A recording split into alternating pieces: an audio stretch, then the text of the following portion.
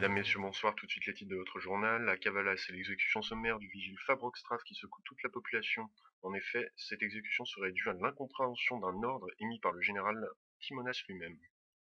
Toujours à Kavala, c'est la réélection des maires qui laisse débutative une partie de la population. En effet, cela a été décidé suite à un référendum qui n'a obtenu que 24% des voix. Attentat, c'est hier qu'un groupe d'hommes s'est attaqué à la place de Kavala, faisant de nombreux dégâts, que ce soit civils ou matériels. Cela aurait été revendiqué par les forces du FLE. Sur une note plus joyeuse, ce sont les championnats d'athlétisme d'Altis qui reviendront à la fin de ce journal. Et oui, comme nous en parlions au début de ce journal, c'est l'exécution incompréhensible du vigile Fabroxtraf qui est sur toutes les langues. Nous apprenons récemment que cela serait dû à une erreur de compréhension d'un ordre par un membre des forces de l'ordre. Nous allons essayer d'en savoir plus avec Hedwig Baumeister et Monsieur Tang. Et oui, comme vous pouvez le voir ici, c'est l'incompréhension générale qui règne. Très peu de réponses de la part du gouvernement, ce qui irrite fortement la population. Et voici le peu d'interviews et le peu de réponses que nous avons réussi à avoir en interrogeant les gens.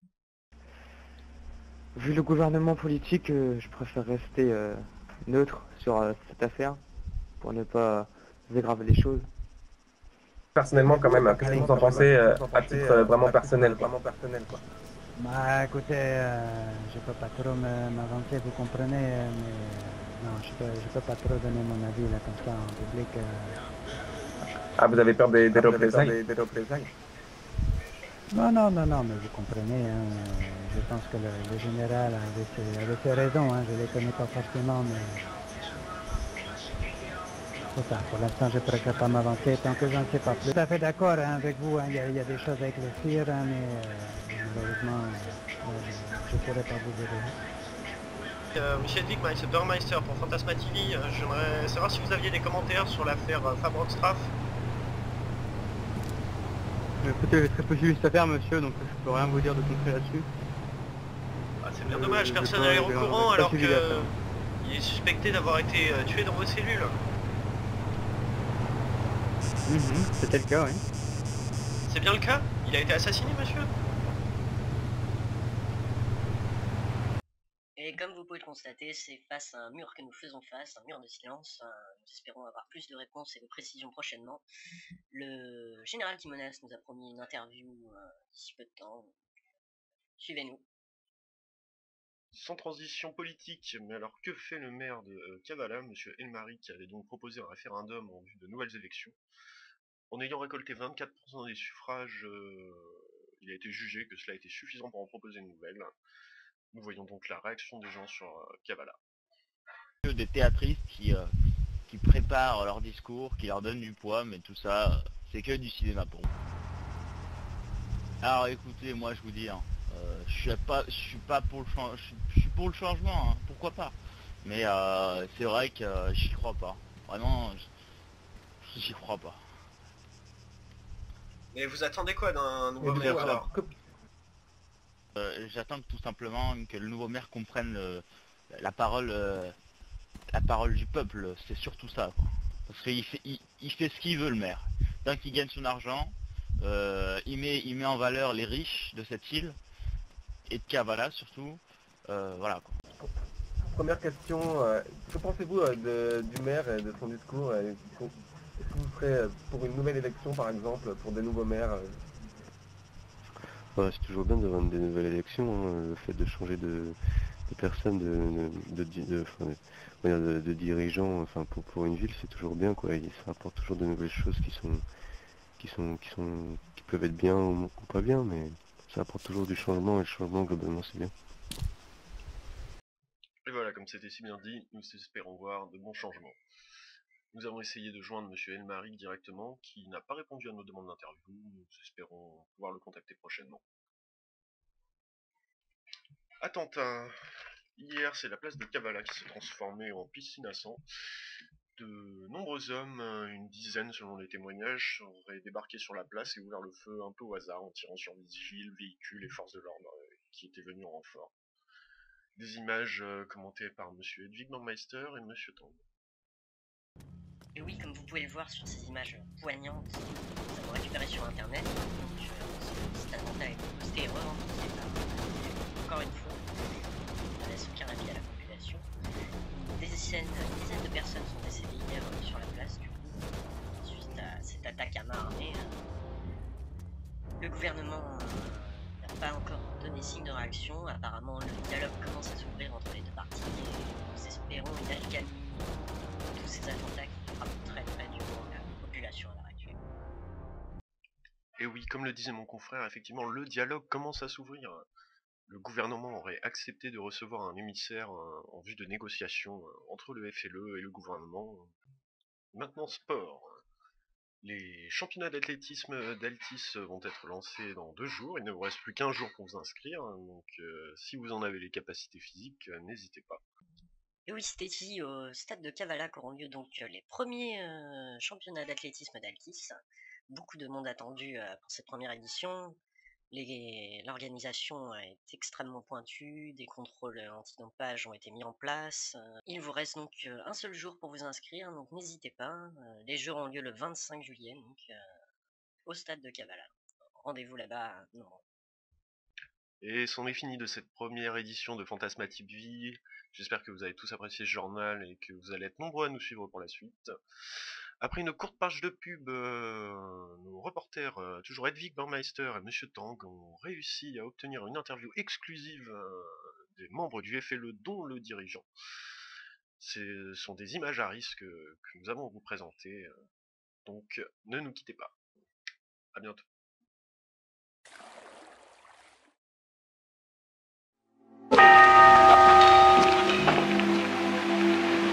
Ça, mec, tu sais c'est quoi ça?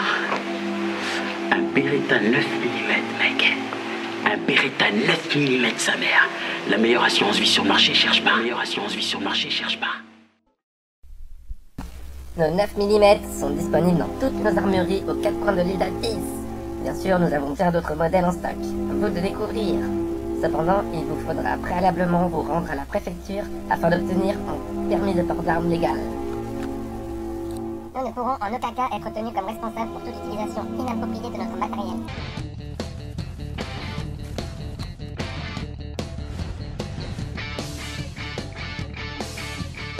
Non, renonce, tu tiendras pas. Non, renonce, je te dis renonce.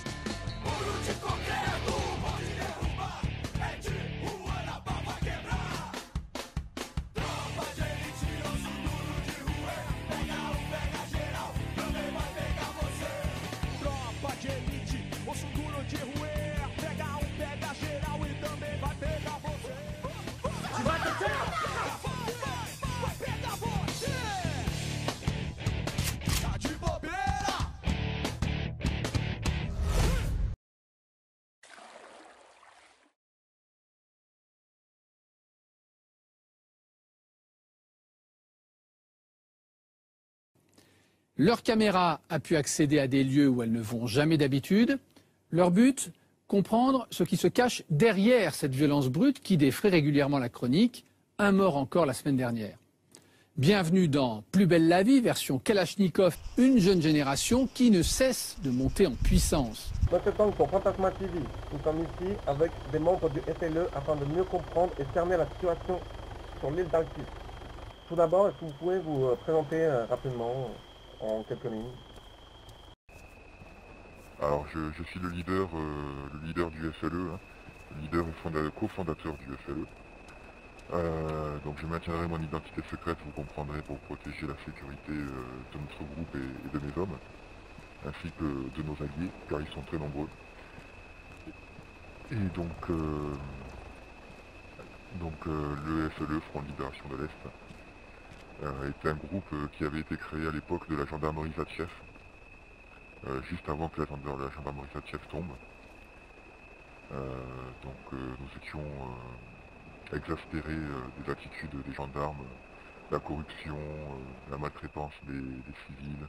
Lors de vos derniers attentats, vous avez touché des civils, car avant le gouvernement apparemment ne réagissait pas. Nous avons laissé plusieurs chances au gouvernement. Donc, nous avons attaqué des bâtiments symboliques en faisant attention à ce qu'il n'y ait aucun civil à chaque attaque. Mais le gouvernement n'a même pas prêté attention à nos revendications.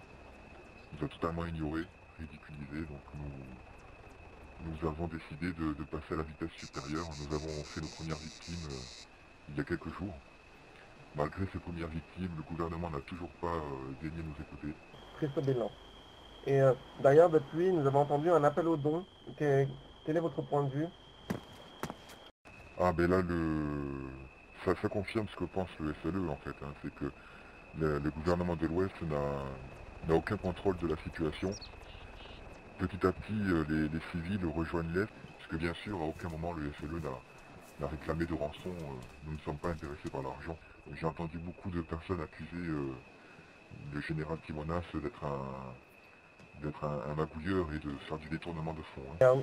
Que pouvez-vous nous dire à propos du cessez-le-feu et de son avenir et quelles sont les prochaines étapes? Donc nous nous sommes imposés un cessez-le-feu. Nous allons envoyer un émissaire, prochainement un émissaire va rencontrer la gendarmerie pour trouver l'accord. Mais je préviens le gouvernement, hein, si le général Timonas tente quoi que ce soit contre le FLE, il ne rentrera plus à Kavala, il ne retrouvera plus le Kavala qu'il a connu. D'accord, très bien. La ville sera entièrement détruite.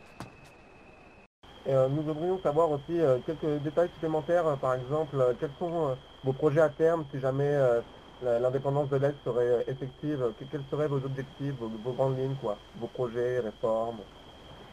Alors notre premier objectif, c'est l'établissement d'un référendum, puisque c'est quand même la population de l'Est qui doit dire qu'elle souhaite une indépendance, et nous n'avons pas à décider à sa place. Nous ne faisons que suivre l'avis du peuple.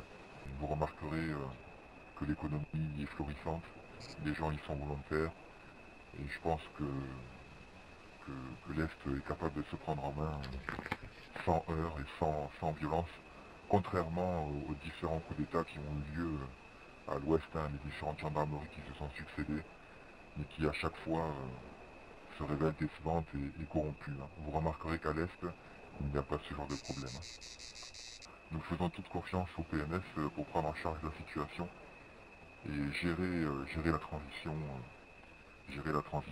vers un gouvernement indépendant. Le FLE n'est pas dupe, les tentatives et les manœuvres du gouvernement pour nous déstabiliser n'ont aucun effet sur nous. Nous avons des yeux et des oreilles partout, donc attention, messieurs du gouvernement, ne tentez pas d'actes stupides que vous pourriez regretter. Le FLE est prêt à faire des concessions, nous sommes prêts à prolonger notre cessez-le-feu, à condition que le gouvernement montre aussi des signes de bonne volonté.